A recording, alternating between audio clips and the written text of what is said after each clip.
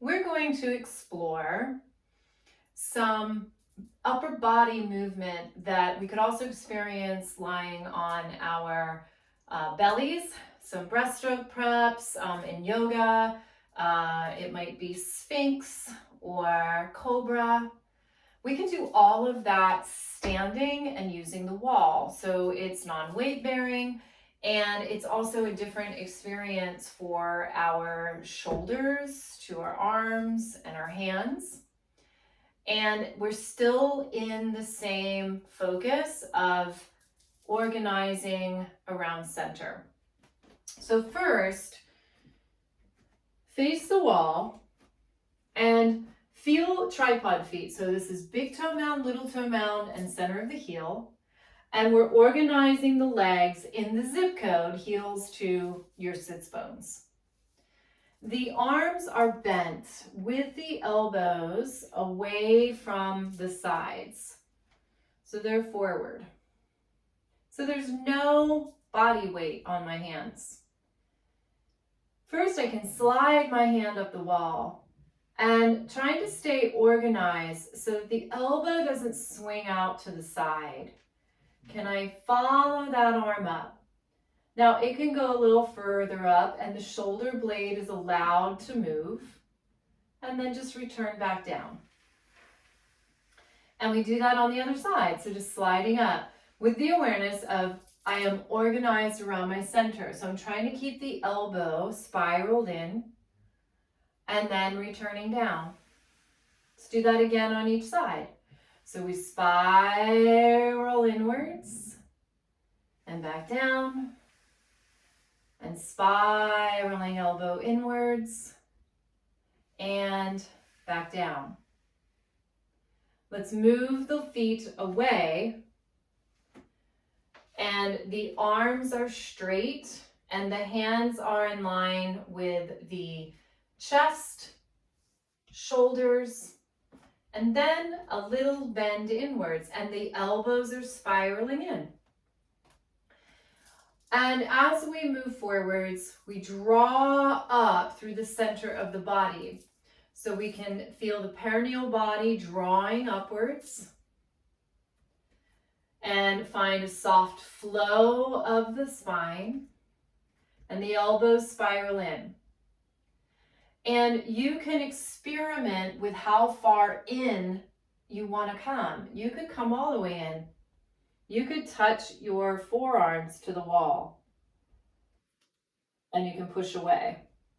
Or you don't come all the way in and you push all the way out. And let's do it again, organizing around the center, keeping that flowing spine. Tail can reach, head can reach. Perineal body drawing up the center. And let's do 2 more of these, keeping the fingers wide.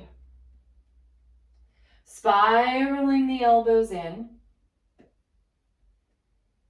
and pushing away. And last one, it's like a little wall push-up, right? In, and then feel those hands, nice push, and away you go, straightening the arms. It's harder than it looks, right? So now we are going to step even further back and bending the elbows, still spiraling inwards, just halfway. Now our feet are going to get really active and they're going to push down into the ground. So we want this downwards movement because we want to create an upwards movement. So the feet push down, the tail reaches downwards, and then beginning that extension upwards. If you were lying on your belly, you'd be lifting your head and your chest, but your hips would be really rooted and supported by the ground. Now we don't have that, so we have to have a little bit more awareness there with our own body. And that reach of the tail downwards is certainly going to help, and we can flow upwards. Flowing upwards through that entire spine. And how about your buddies? Your occipital bone and your sacrum. And then returning. And maybe we round forward. What if we were to bend the knees? I'm getting fancy here. I just started to go, I think I want to go here. So now we're doing a little cat-cow on the wall. I wasn't expecting to do this. It just sort of happened. I hope you like it. And then a push. It just makes sense. And then there is, from that curve, this extension, this arching through the whole spine. The tail is going to reach. So let's soften the knees all the way up. Occipital bone to the sacrum, so we don't need our head to fly backwards. And then just returning, and those hands are yielding and pushing, and then we can round. Let the knees bend, and here goes the tail and the head. And releasing that occipital bone, because there's a lot of stuff back there. And let's go one more time. Push through the feet.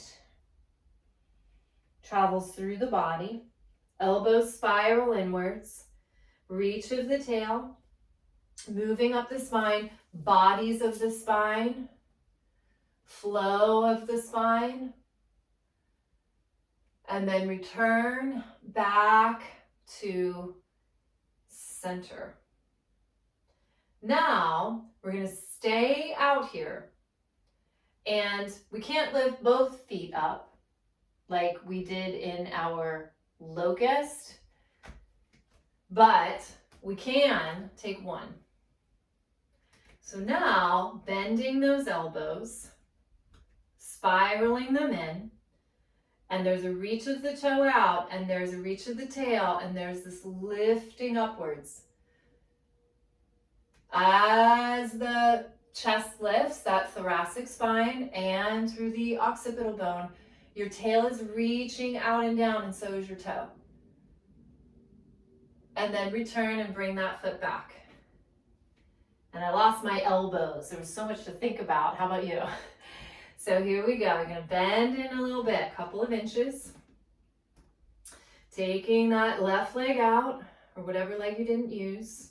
Now let your toes breathe. You can even do a little ankle circle, just waking things up. And then a push through the leg, because that's connecting to the ground, and then a reach of the tail. It's a really big reach. Notice when you reach the tail, that energy actually goes up. All the way up. Move into the wall. Keep the elbows bent slightly, unless it doesn't feel good. Something doesn't feel good, come out of it. Make it smaller. Just feeling this extension.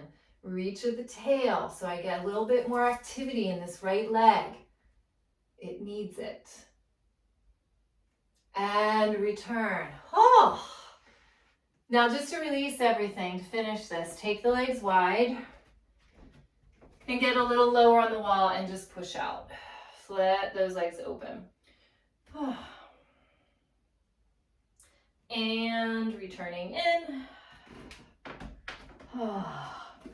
So kind of fun, right? It's like we think, oh, that might be like too easy on the wall. You know, I'd rather be on the floor. But did you discover some interesting things being in a different relationship to gravity? I always do. So I think it's really interesting to have these adventures. So I'm glad you tried it.